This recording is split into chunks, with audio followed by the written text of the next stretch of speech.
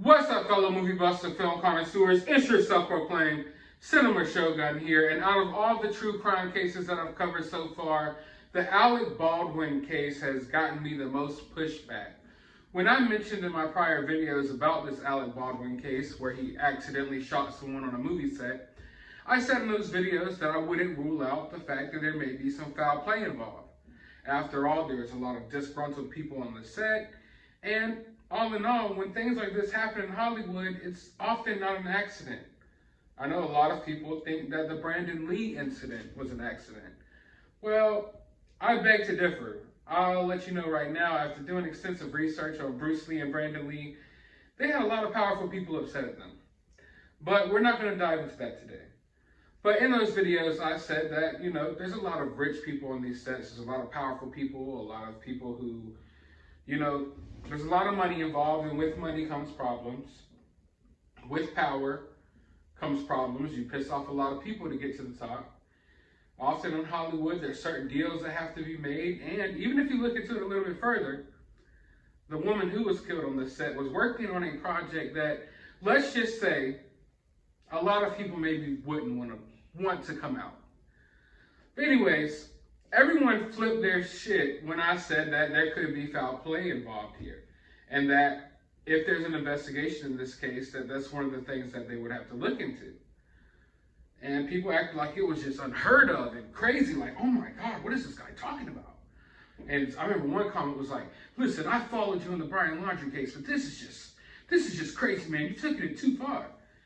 And I'm just sitting here like, bro, there's a bullet placed into a prop gun on a movie set that killed a woman on this movie set 2 hours prior to it happening.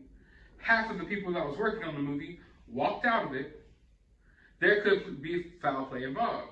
Now, I'll keep it honest with you. After looking into this case and digging into it more and more, I don't think there's foul play involved here.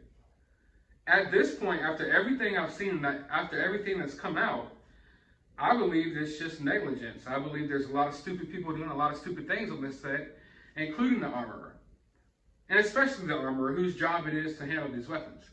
But also, I'll take it one step further, and I know people are really upset suggesting that Alec Baldwin may get charged for this.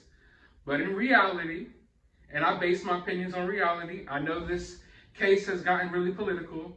We got one side that definitely wants Alec Baldwin to go down for this, and we got the other side that doesn't want Alec Baldwin to have any accountability. I'm basing my opinions on reality here. If one of us were to do that, we would have been charged and we would have been in jail by now. Because at the end of the day, I know there's an armorer, there's different people on the set. Firearm rules go like this. Whoever picks up that gun, you're responsible for it at that point. It's up to you. It's still up to you. Regardless of how many people touched it on the way to you, it's supposed to be up to you to make sure it's safe. To make sure it's not loaded. And even when it's not loaded, you're not supposed to be pointing firearms at people.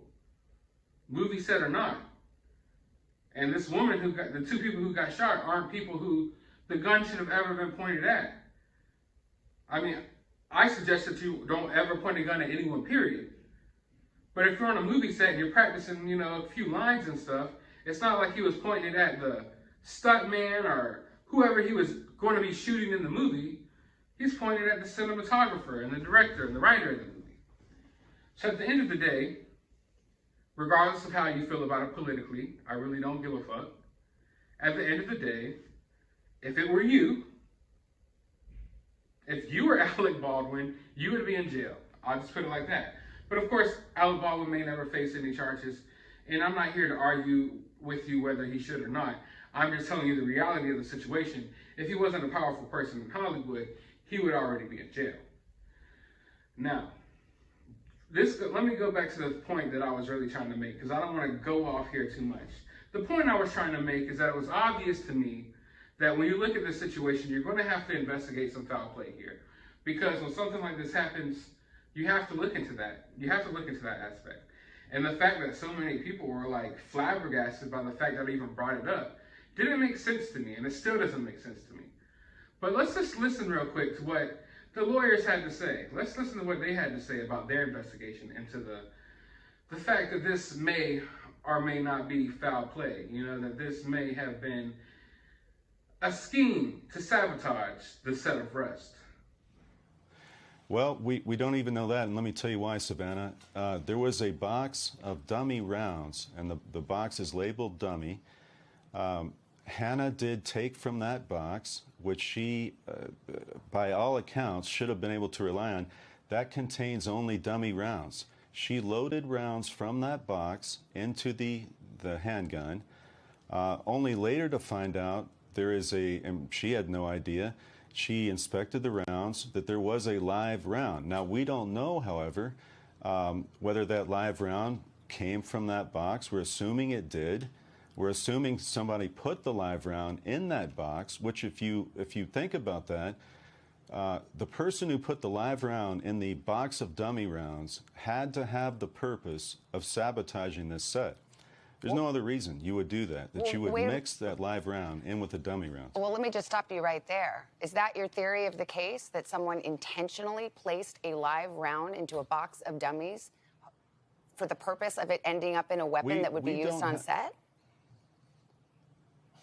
We don't have a theory yet. We are investigating, and we were trying to get all the facts. That's one of the possibilities, admittedly, that you have a round that's supposed to contain only dummy bullets, prop ammunition, that have a projectile but are incapable of being fired.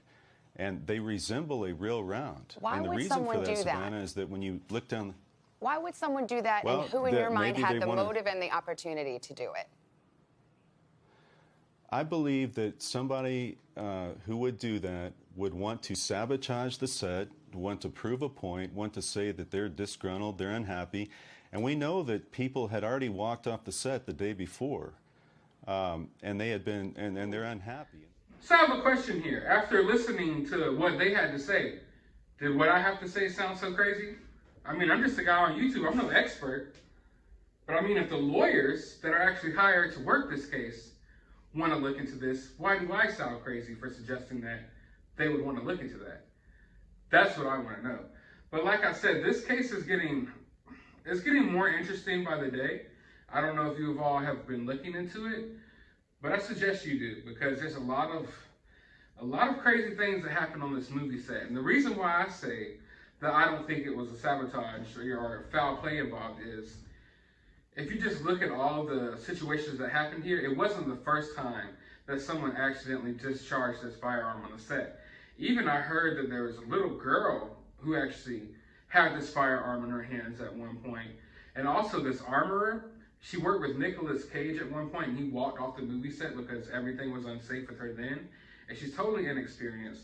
And as I made a video prior to this a few days ago, I told you all that they were actually taking these prop guns, which, full disclaimer here, prop guns are just real guns, and they put fake rounds in them. But they were taking these prop guns and they were shooting live round target practice on the set of the movie in between takes. And then, okay, we're gonna go shoot a few beer cans, and then we're gonna unload the weapon, make sure there's no bullets in here, and then we're gonna give them to Alec Baldwin and the random cowboys on the set for them to play cops and robbers and cowboys and Indians with these firearms. So, like I said, the set of this movie was absolutely insane. I can't believe that anyone got away with doing this, but I think it's hilarious how it exposes a lot of the people in Hollywood who, like I told y'all before, they advocate against guns and then they sit on their movie sets and play with guns all day long. But I want to know your thoughts about this down in the comments below. While you're down there, hit that thumbs up button, hit that subscribe button, ring that notification bell. Go to the description of this video. I will have a link to my CashApp if you'd like to support the channel. I will have a link to my other YouTube channel, Fat and Opinionated. You can subscribe over there. And I will have a link to my Twitter if you want to follow me and contact me on there. But as always, find some time out of your day to go watch a movie not starring Alec Baldwin, because it's unsafe.